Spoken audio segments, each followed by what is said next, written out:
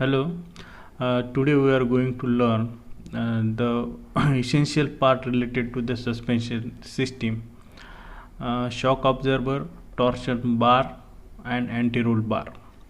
So all these parts are mostly used in the vehicle. So we learn the working of these all these parts, then description about these parts, advantages and disadvantages of these parts. Hello, today in this point we are going to learn telescopic shock absorber. Actually, the technical name for the shock absorber in our automobile engineering, it's called the damper.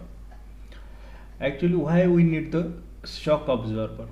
The first thing you listen here, for the in the spring device, it should be compromised between flexibility and stiffness.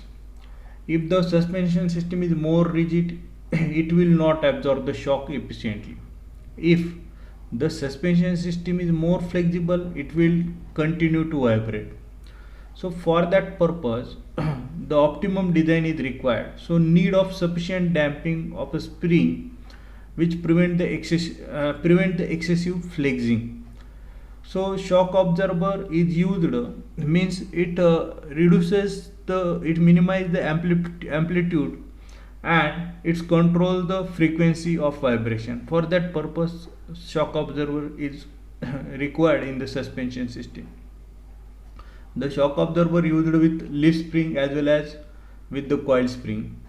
Friction between spring reduced and additional damping is provided by shock absorber. So the shock absorber not it also absorbs the energy and later it convert into vertical movement of the axle by providing the damping and same energy dissipating to the same into the heat in the environment. The shock absorber generally used are two types. Listen friend, generally used are two types. First one is the friction type and second one is the hydraulic type. The friction type is almost absolute, means today you can't see in any vehicle this type of shock absorber are used.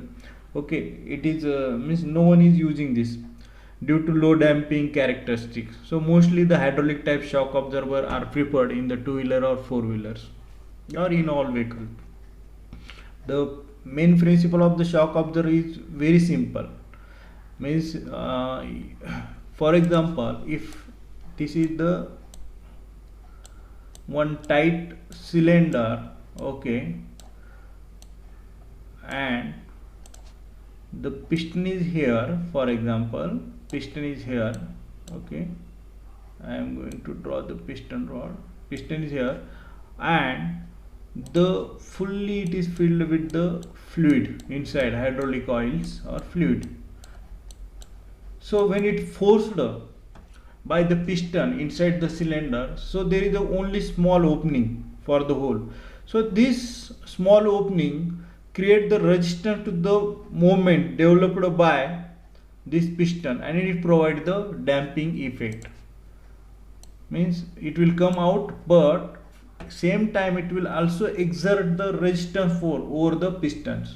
So this principle is used in the shock absorber. Means for example, high resistance to the moment developed which provide the damping effect in this hydraulic type shock absorber.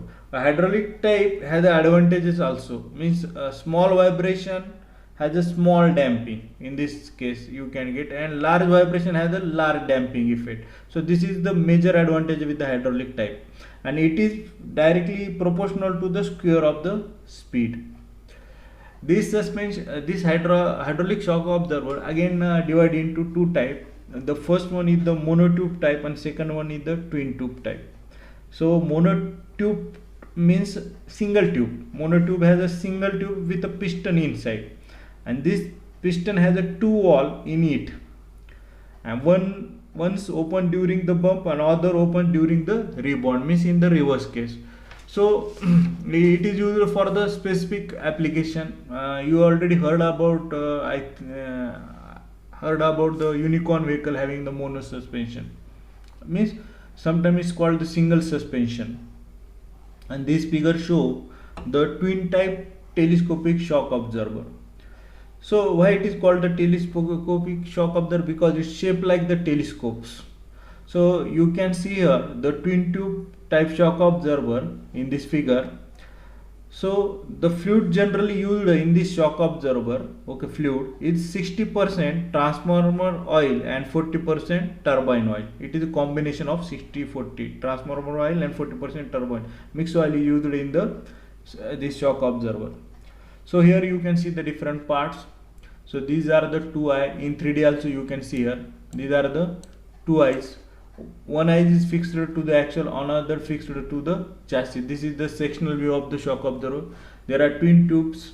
So here is also shown this piston is connected to the one wall, okay, wall 1. It is having two-way walls, and this wall 1 is moving inside this cylinder, and second wall is fixed at the near to the bottom. It is also two-way wall, but it is stationary wall.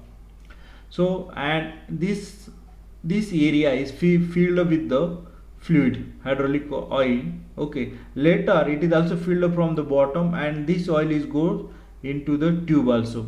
There is a passage, means escape, any escape of oil is again returned feedback to this cylinder through this gland. Here the gland rods, these are the cylinder, this is fluid. So how it works? Consider the, for example, case first, when vehicle come across the bump. In that case, this downward eye, okay, it will create the force inside and it push at the upper side. So when it go upper side, in that case this oil between the wall 1 and 2, both wall having the two-way walls, and it is operated by spring force, means major side when force is exerted on this spring, that side is opening, create the opening in that wall.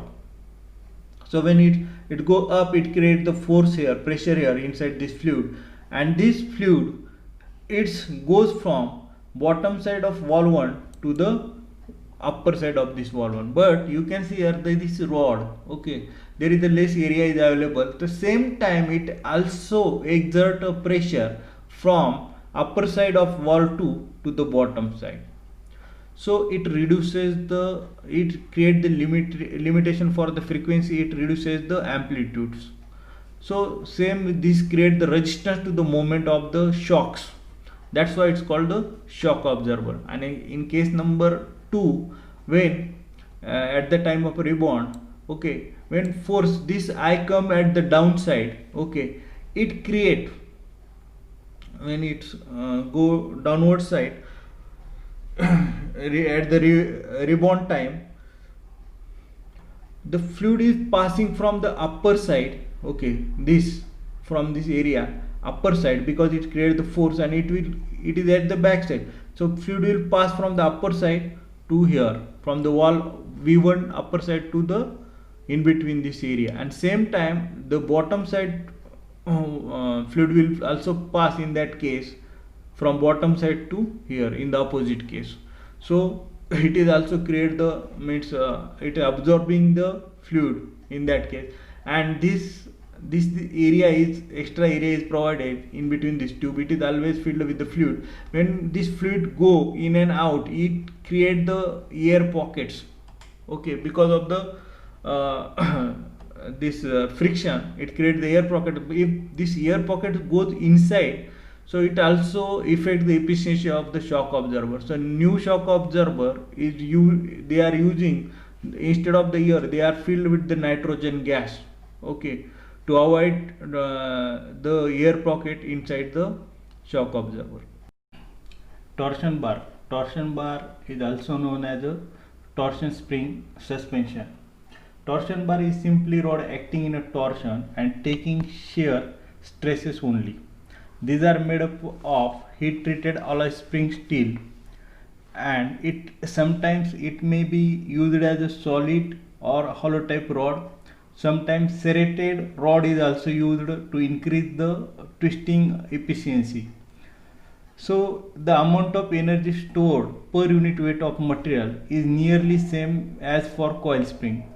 torsion bar is often used, means mostly used with the independent suspension system. You can see here in this 3D diagram, this is the torsion bar. One end is fixed to the frame and other side of this torsion bar is fixed to the arm of the stub axle. This is the schematic diagram. Here also you can see one end is fixed to the frame. This is the torsion bar acting the torsional stresses. It take only shear stresses only, and other end is fixed in the bearing, and here on the wheel arm it is connected to the wheel arm on the and later wheel hub or stub axle. You can see here this stub axle. So on that wheel and tire assembly is mounted. So this rod, one end of the bar is fixed to the car body and other end of the to the suspension lower link, fixed here and lower link. It return to its original position when bump is passed and restore car to its normal drive height. This is the function of the torsion bar. The resistance of the bar twisting has the same effect as the spring used in conventional suspension system. And the main advantage of torsion bar is the soft ride due to elasticity of the bar. Durability is good, for handling, and it gives the good ride height also. It takes up less of vehicle interior volume as compared to the coil spring. Then the disadvantages with these types of bar is only cannot provide the cannot provide the progressive spring rate like the coil spring. It means, and it also does not take the braking and driving thrust. For that purpose, additional linkage is required with this torsion bar. I think you have understood what is the work means how it's working actually. You can see here it is fixed, wheel is mounted here. When we will go up and down, for example here this will go up and down, okay, this and this side, then it create the twisting here in this bar, and this twisting again return back after getting this shock, it's coming back, and this shock is absorbed by this torsion bar. Same twisting is happening here in this diagram. So this type is used because it requires less space as compared to the coil springs. Here you can see here the stabilizer bar, anti-roll bar, or third name is also sway bar, SWAY, sway bar. It's having the three name.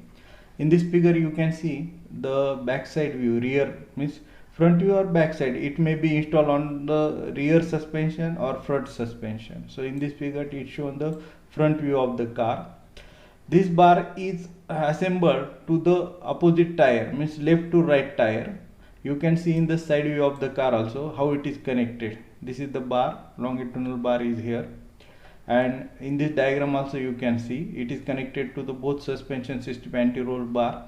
This red color bar is showing to the lower arm of this suspension systems, and this bar is fixed to the frame with these two types of brackets here. Okay, in that this bar is moving. Here is also it's showing, it's called the bushing, sway bar bushings. These are the brackets. It's like the bush. Rod is rotating inside this bush, and these two bushes are fixed to the frame, and it is connected to the both opposite tires. So main function of this bar is avoid the rolling of the vehicle. Rolling means the left hand, when you see the vehicle from the front or rear side, when there is a difference between, okay, up and down means vehicle is rotating about this center. It may be from the clockwise direction or clockwise direction or anti-clockwise direction. So this is avoided by using this sway bar. Second, it also reduces the stiffness. Third, it controls the slip angle, and it reduces the oversteer and understeer condition also. So it reduces the understeer when it installs the sway bar to the rear wheels.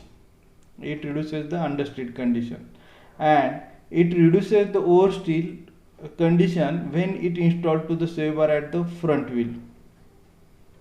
these both the wheels are connected to this sway bar. For example, this bar is connected. When this will go upside, okay, upside, same time this bar will move with this end, at the end, to the upside. So this rotation, because of twisting, other side is also go up. So in normal condition, this is like when will come across the bump, both side will go up, but in the normal condition it's create the stabilizing, means maintaining the level of the opposite tire at in a one plane. For that purpose this sway bar or anti-roll bar is used, and you can see this practical application in best familiar car, Alto car. Backside of this Alto car there is the provision is provided with the sway bar, so rolling of the vehicle is minimized or avoided by using this sway bar.